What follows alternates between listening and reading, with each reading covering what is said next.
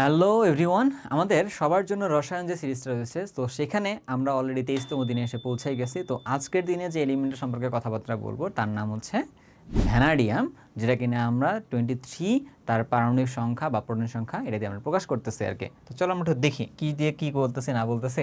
যে এটাকে ভি দিয়ে প্রকাশ করি সাধারণত, ওর নিচে ছোট্ট করে এরকম 23 থাকে, তো সেটা মানে হচ্ছে কি তার প্রোটন সংখ্যা বা পারমাণবিক সংখ্যার কথাবার্তা বলতেছে আর কি। আচ্ছা, এখন এইটার উপরে থাকবে হচ্ছে এরকম করে 51 কেন, এটা হচ্ছে তার ভর সংখ্যা আর কি, বুঝতে পারছি?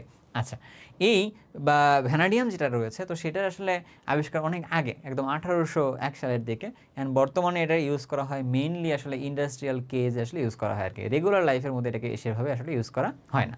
আচ্ছা, তো ইন্ডাস্ট্রিয়াল কেজের মধ্যে কোথায় ইউজ করা হয় দেখে যদি চিন্তা ভাবনা করে, মোটামুটি ক্ষেত্রে ওই যে জেট ইঞ্জিনের ক্ষেত্রে ওই জায়গাটাকে ইউজ করা হয়। আর এবার তুমি মনে রাখতে পারো এটাকে, ধরো যে ব্যাটারি টেকনোলজির কাজে এই ভ্যানাডিয়ামটা আসলে মেইনলি ইউজ করা হয় আর কি, ঠিক আছে? সো মনে রাখতে পারো তুমি আসলে কোনটা, জেট ইঞ্জিনের কথা মনে রাখতে পারবা, সাথে হচ্ছে তুমি ব্যাটারি যে শিল্পের কথা রয়েছে বা ব্যাটারি যে টেকনোলজির কথাবার্তা রয়েছে তো সেই জায়গায় আসলে এটাকে ইউজ করা হয়ে থাকে আর কি। বাট কমনলি আমাদের হাতে মানে ইউজ করার মতো না, যে রেগুলার প্রোডাক্ট হিসেবে ইউজ করতেছি এরকম টাইপের না আর কি, বুঝতে পারছো? আচ্ছা, তো যাই হোক, তো ভ্যানাডিয়াম সম্পর্কে তুমি তো কিছু তো আইডিয়া পাইছোই। হ্যাঁ, আমাদের যেহেতু প্রত্যেকটা এলিমেন্ট নিয়ে কথাবার্তা হইতেছে, একদম সবগুলোই যে আমাদের রেগুলার লাইফের সাথে কানেক্টেড হয়ে থাকবে ওটা এমন টাইপের না।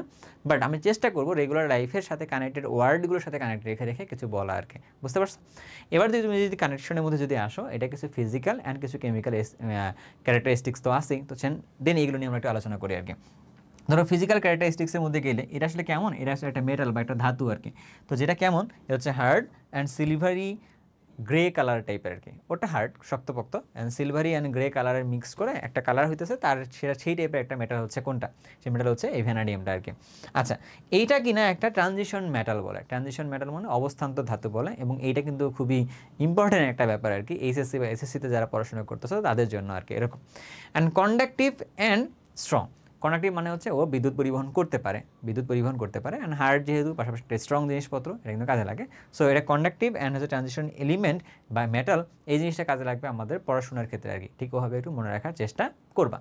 এবার আসো ওর কিছু কেমিক্যাল ক্যারেক্টারিস্টিক্স, অর্থাৎ সে বিক্রিয়া দেয় কিনা আর কি। হ্যাঁ, সে হ্যালোজেনের সাথে বিক্রিয়া দিতেছে, পাশাপাশি সে অক্সিজেনের সাথে বিক্রিয়া দিয়ে V2O5 ইউজ করে। অ্যান্ড এইটা কিনা একটা ক্যাটালিস্ট, এটা কিনা একটা ক্যাটালিস্ট, বা এটাকে আমরা বাংলায় বললে কি বলি, এটাকে আমরা বাংলায় বলে প্রভাবক বলি আর কি। বাংলা বলে কি বলি বলো তো ভাই? প্রভাবক বলি আর কি। প্রভাবক কিন্তু অনেক গুরুত্বপূর্ণ একটা ব্যাপার স্যাপার। তোমরা এটাকে 9-10-এও পড়ে দেখছো, এসএসসিতেও কিন্তু পড়ে দেখছো। একটু বলতে পারবা কেউ যে তোমরা এটা 9-10-এ বা এসএসসিতে যারা পড়ছো তারা বলতে পারবা কিনা এটা তোমরা আসলে কোথায় দেখছো, সেটা একটু কমেন্ট সেকশনে কিন্তু জানিয়ে দিতে পারো আর কি, বুঝতে পারছো? সো আমরা যেহেতু প্রত্যেক দিন একটা একটা করে এলিমেন্ট শিখতেছি, তার আমরা কিছু বেসিক জিনিসপত্র শিখতেছি, হয়তোবা অনেকেরই মনে হইতে পারে এই জিনিসগুলো তো আমার জানা আছে। না, তোমার সব জিনিসগুলো আসলেই তোমার জানা নেই, তুমি খুবই কম জিনিসপত্র একটু জানো। বাট প্রত্যেক দিনে ছোটো ছোটো ইনপুটগুলো নিয়ে নিয়ে চিন্তা করে দেখলে তোমার দেখা যাবে যে এই সিরিজের সাথে তোমার আসলে জ্ঞানের ভাণ্ডারটা আস্তে আস্তে করে বড় হইতেছে। সেটা তুমি রসায়নের সাথে থাকা মানুষ হও, বা তুমি রসায়নের সাথে না থাকলে তুমি অন্য কোনো ফিল্ডের মানুষ হলেও তোমার কিন্তু এই জায়গাতে একটা ভালো একটা আর্নিং হইতেছে আর কি। তো এইটাকে আমি তোমাকে বলতেছি, সবার জন্য রসায়ন সিরিজটা তোমাদের কাছে এইটা এনাবল করতেছে যে তোমার জানার জগৎটা আরও বড় করতেছে আর কি। সো জানার জগৎ বড় করার জন্য পরের দিনের যে আরেকটা এপিসোড রয়েছে সেখানে তোমাদেরকে আমন্ত্রণ জানিয়ে আজকে এই পর্যন্ত শেষ করব। সবাই ভালো থাকবা, সুস্থ থাকবা, আল্লাহ হাফেজ।